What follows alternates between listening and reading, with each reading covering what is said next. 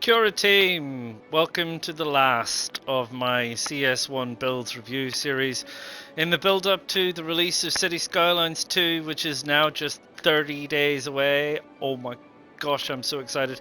If like me you've been watching the beta release videos, those people who have been fortunate enough to tinker around with it, and I sadly am not one of them, you'll see what we can expect from City Skylines 2. And as everyone says, it is a different game to City Skylines 1, but it is part of the same family, and we can expect an awful lot of things from it, and it looks like it's going to be so much fun.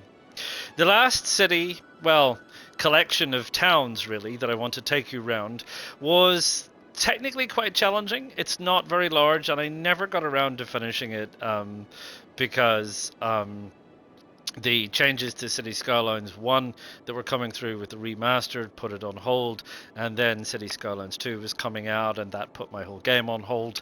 But one of the things that I wanted to do and I wanted to tackle was a European mountain-style collection of towns, rather than one large, big, flatland city. And I'm slightly concerned with City Skylines 2 coming out that we don't have topography very clearly labeled, because one of the challenges for this, as some might say, was respecting the topography.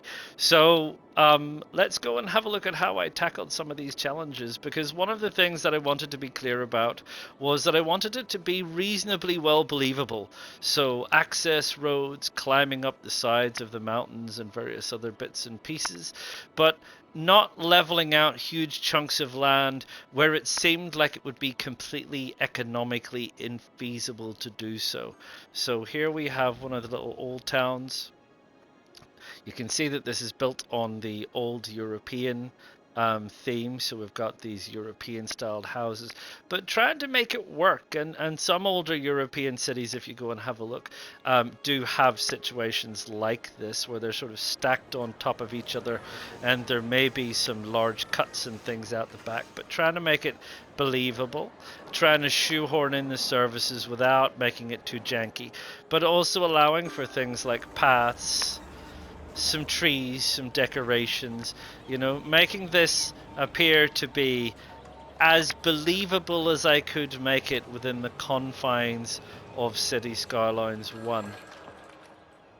That's the Old Town 1. And then down here we have another town. Major highway coming in past the industrial area. We've got the pathway and the walkway alongside the river. You'll often see that in a lot of European places, that they have the walkways alongside the rivers for historical reasons, amongst other things.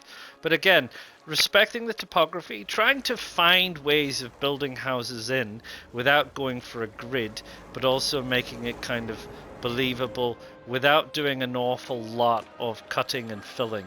Because for me, you know, an awful lot of content creators do an awful lot of fairly extensive earthworks for what would be small designs, and that's not actually how development in the real world functions. Turned out pretty nice. Individually planted a lot of trees in there to add some texture and decoration. Blended in so it doesn't just look like bare rock everywhere. Over the river, the older section of town, possibly one of the original sections of town. You can see how I've tried to overlay following the contours. So it's not standard grids. It's sort of like more of like a rib or herringbone effect, where I've had to pull the lines out along the various contours, make sure that I shoehorn everything in, even nuclear power plants, but also try and make it believable that this is how an old school town may have developed. You know, we've got narrower roads together. These older buildings, they didn't tend to have lots of green space amongst them. They tend to be crammed in quite heavily. In fact, possibly more so than this game allows in a lot of traditional old European cities. But trying to make it all fit together in a way that seems largely believable. Over on top of the hill, this was going to be another town that I never quite finished, based on a concentric circle kind of effect. And again, some European towns have interesting designs amongst them. This wouldn't necessarily be out of place, especially if you consider that maybe in some time in the past this may have been a walled fortification up on a hill. Seems like the right place for a fort or a castle or some kind of thing like that.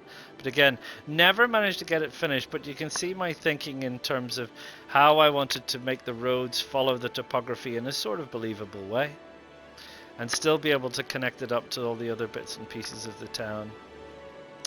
And over here, slightly more spread out, perhaps more modern area where people have more expensive chalets and houses. And up here, well, I wanted to make this seem like small rural communities, possibly also associated with logging. Obviously, there's an awful lot of forestry out here, and the idea is that these were cleared areas where forestry had taken place and had moved on, and maybe these were the old forestry communities that were still living up in the hills. So there we are. This is my European style city. Let's go for a little flyover, shall we?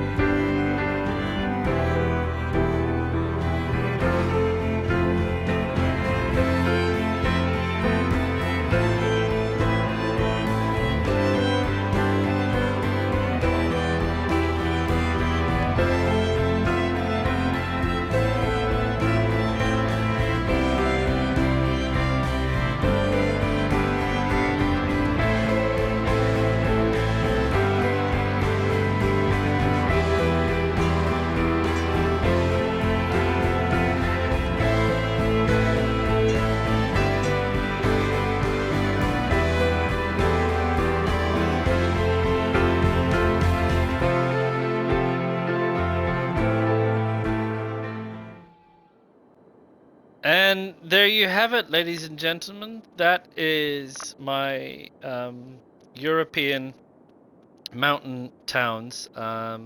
Ostensibly was working under the name Lakewood Boreal map, but that was never going to be the finished name for this. Yeah, it's not a massive amount of population.